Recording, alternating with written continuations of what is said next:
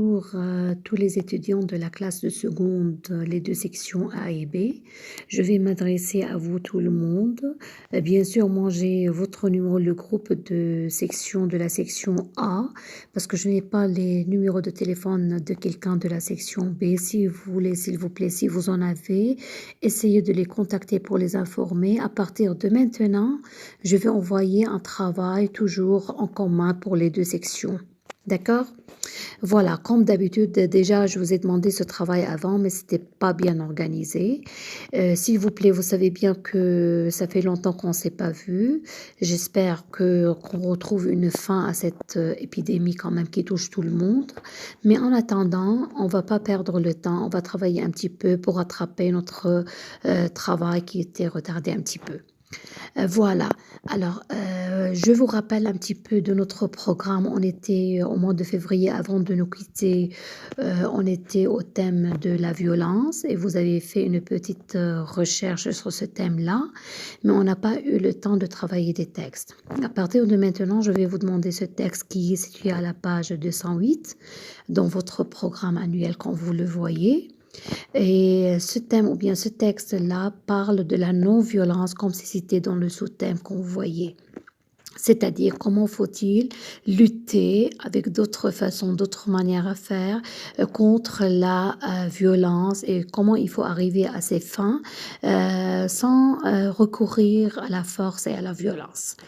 Je vous demanderai à partir de maintenant, à chaque fois, comme on avait l'habitude de travailler en classe, pour chaque texte, je vous donnais un texte à faire une lecture silencieuse et après je poserai quelques petites questions pour contrôler votre compréhension, si vous voulez, personnelle et après on va l'expliquer ensemble et corriger les exercices.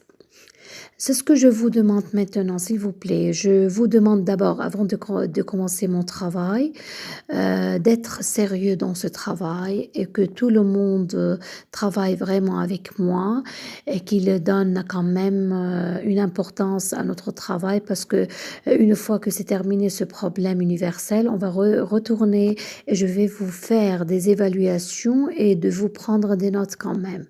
Alors soyez sérieux, s'il vous plaît, dans le travail. Ce que je vous demande à propos de cette page 208, vous allez lire cette page et vous allez voir de quoi ça parle. D'accord? Après avoir lu tout le texte, vous avez des questions. Mais bien sûr, quand vous avez l'habitude de travailler avec moi, à chaque fois, je déforme un petit peu les questions en fonction de notre, quand même, de notre intérêt, si vous voulez, de votre intérêt. D'abord, vous allez citer, vous allez marquer chez vous d'abord la première question que je demande pas dans cette page. Je vous demande d'abord d'analyser ou bien d'étudier le système énonciatif dans ce texte. Comme ça vous fera une petite révision de ce qu'on avait travaillé durant l'année. Vous vous rappelez bien le système énonciatif, on avait les pronoms personnels, ça vous l'avez déjà marqué dans votre cahier, la partie notion grammaticale, si vous vous souvenez. Alors je vous invite à ce moment-là de regarder un petit peu, de revoir vos notes s'il vous plaît, parce que ça fait longtemps et je pense que vous avez oublié, ça s'oublie rapidement. Alors vous allez revoir un petit peu vos notes avant. D'accord? Et après, vous allez traiter le système énonciatif dans ce texte avec toutes les parties qu'on avait traitées avant. À chaque fois, comme on était habitué, à chaque fois que vous dégagez cette partie, vous allez donner un exemple du texte, bien sûr.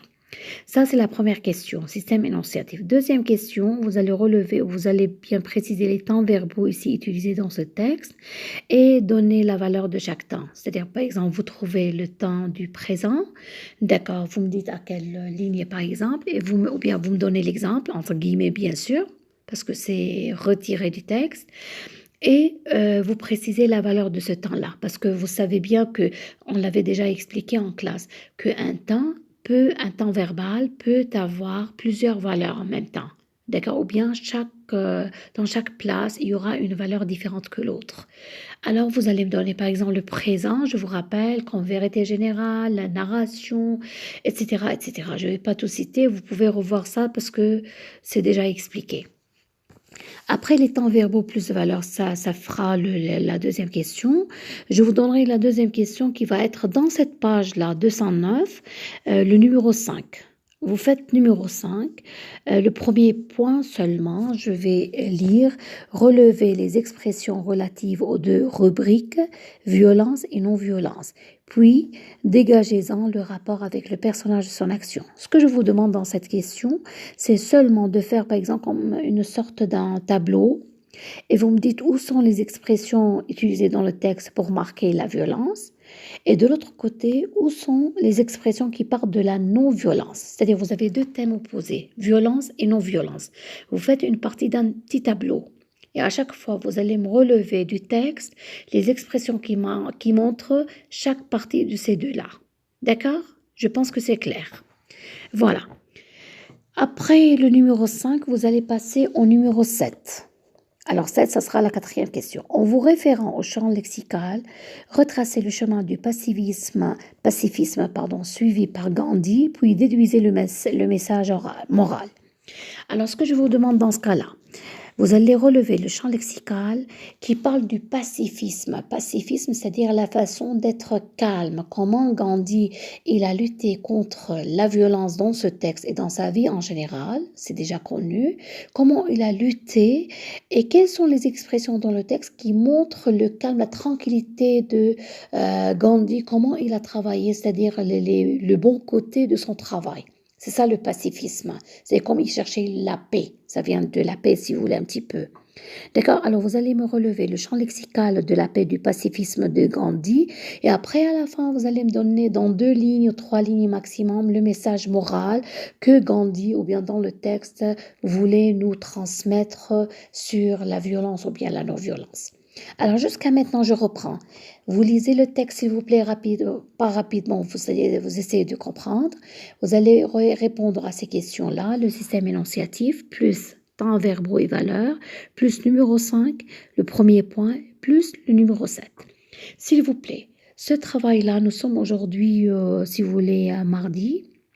Ce travail-là va être, vous devez le faire pour jeudi et vous allez me l'envoyer à mon numéro personnel. C'est-à-dire chacun de vous, il va, quand vous faites en classe, il va préparer ce travail sur une feuille. Vous marquez en haut votre nom et prénom. Vous allez marquer de quelle section êtes-vous, c'est-à-dire A ou B. Ça, c'est très important. S'il vous plaît, n'oubliez pas la section parce que je dois évaluer chacun dans sa section. D'accord? Alors, vous marquez la section si c'est A ou B, vous mettez seconde A, par exemple, ou bien seconde B, et vous donnez la date de votre travail. Et après, vous me dites, c'est exercice, page 209. D'accord? N'oubliez pas ça, s'il vous plaît, mais j'insiste sur cette idée que vous devez m'envoyer le travail sur mon numéro personnel. Comme ça, j'aurai le temps et j'ai la possibilité de corriger chacun de vous à part. Parce que c'est un travail personnel, je ne vais pas donner les évaluations et les notes pour tout le monde. C'est-à-dire devant tout le monde, c'est quelque chose de privé, de personnel. C'est-à-dire chacun de vous, quand il m'envoie ce travail, je vais voir son nom, je vais noter chez moi dans ma liste de notes et je vous enverrai les corrections si vous voulez et quelques remarques sur votre travail. J'espère que vous allez bien faire